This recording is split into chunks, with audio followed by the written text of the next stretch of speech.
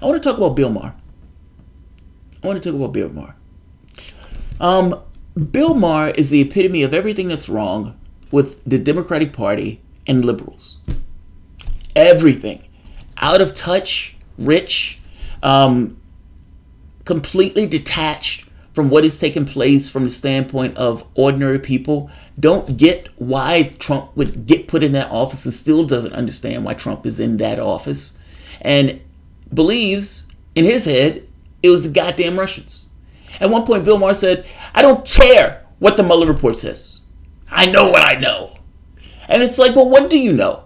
Everything that you know has just been dumped into the media. You just know what your social media and what your other media, for the most part, has dumped into you.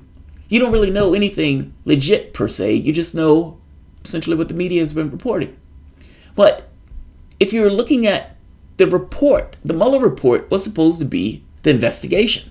I mean, look, the Democratic Party pushed for this investigation. And they said Trump was working with the Russians. Hillary Clinton, there was no way she could lose to reality shows. And in doing so, we're able to get this investigation. And with this investigation could have potentially took down the President of the United States. But what happened? The investigation comes back and says, look, there's no link. We can't find a link. The only answer that would have been suitable to Bill Maher was, we got him. But Mueller didn't get him.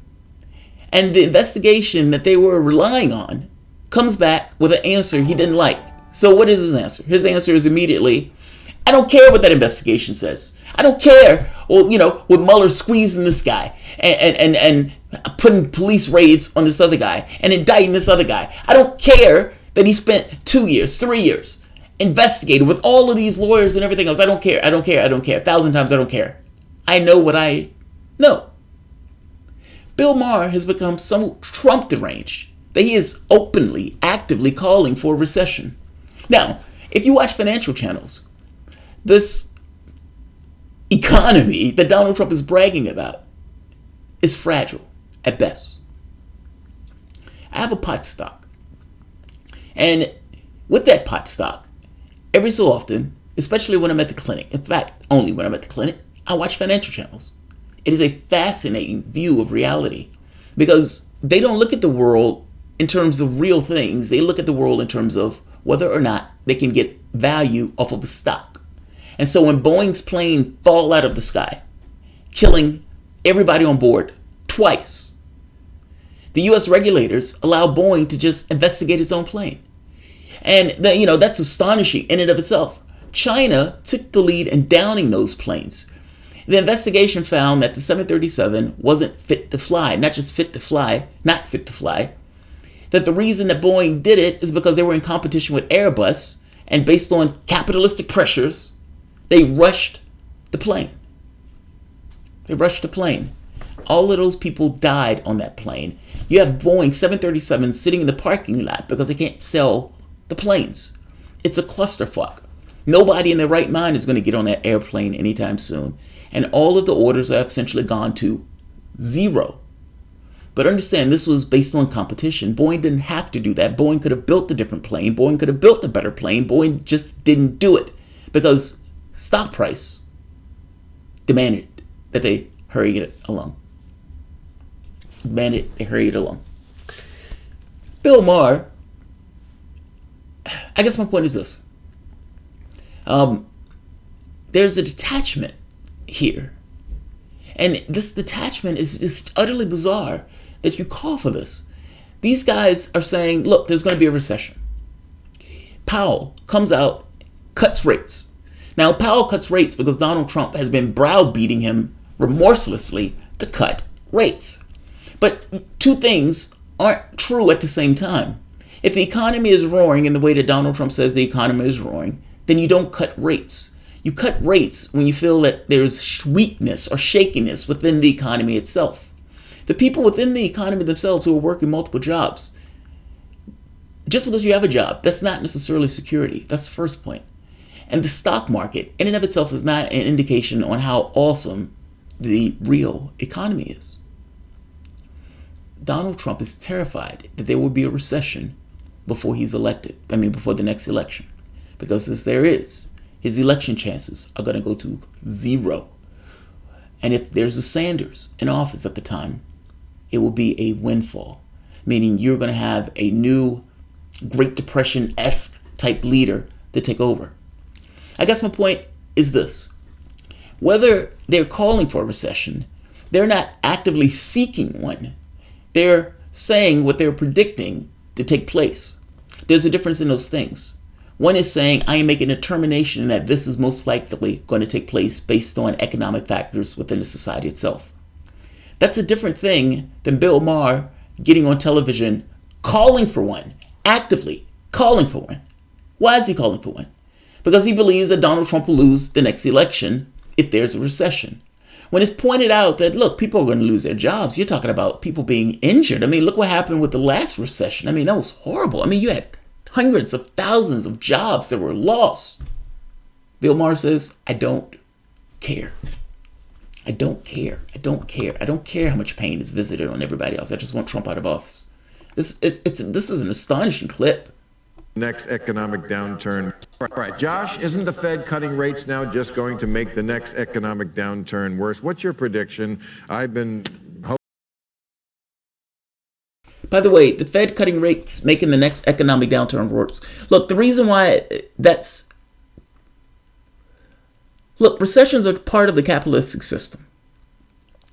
When the Fed is cutting rates in the way that they're cutting rates, it makes money dirt cheap. It means that companies will be more likely to borrow. And it also means that zombie companies that aren't doing all that well will be more likely to borrow. It allows a propping up of the companies to sort in some degree, but somewhat of a false propping up, where these guys can borrow money cheaper. This is almost like juice of sorts. They're trying to juice the economy up. And Donald Trump is terrified that there will be a recession before the next election. The major houses have been calling for it. Again, not asking for it, saying that the factors look like there will be. Not to mention the global instability with Donald Trump in this kind of trade war with China and the various sanctions. But listen to Barr on this. This is extraordinary. hoping for a recession. People hate me for it, but it would get rid of Trump's economic downturn worse. What's your prediction? I've been hoping for a recession. People hate me for it, but it would get rid of Trump, so you shouldn't hate me for it. I mean, recessions are really bad. People lose their jobs and their homes, and we shouldn't wish it's worth it. But did you hear him? Did you hear him? He says recessions are really bad. People lose their jobs. I know. It's worth it. It's worth it. I love how glib you can be when you're a joke man. You can smoke pot all day and you can just work like 2 hours out of the week. And you've made your riches and you can just sit on your riches. I love that. I love how smug an individual can be when they don't have to worry about dealing with the pressure of a job, of working 40 hours a week, of worrying about whether your company is going to ask you. I love how smug you can be sitting on TV. It's worth it. People losing their jobs. It's worth it. Hundreds of thousands of people unemployed. It's worth it. To Bill Maher, that's worth it. That's astonishing. He said people hate you for it. Yeah, people hate you for it because people hate not having access to the things that they need. And you know when they definitely don't have access to the things that they need? When they don't have a job. That's astonishing. This is everything wrong with the Democratic Party and the Democratic establishment. People like Bill Maher, joke man Bill Maher, who's perfectly okay with people losing their jobs as long as it gets rid of Donald Trump. This is everything wrong with the Democratic Party. I mean, a recession's always possible. I don't see any particular reason to think that it's likely. I think, Really? Aren't we overdue for one just by the cycle of economics? This is such a misconception. People sort of feel like, well, about every 8 years or something you're supposed to have it. Recessions don't come because they're due. Recessions come because there's some sort of overheating, something goes wrong in the economy. All right, Josh, isn't the Fed cutting rates? It's not that recessions are magic per se. It's more so just in a capitalistic system. It just doesn't happen. It's the incentives built into the system that creates various contradictions that, creates the downturns. But this is astonishing. Bill Maher is a horrible person. Bill Maher is a horrible person. I want to get rid of Trump also. I don't like Trump at all.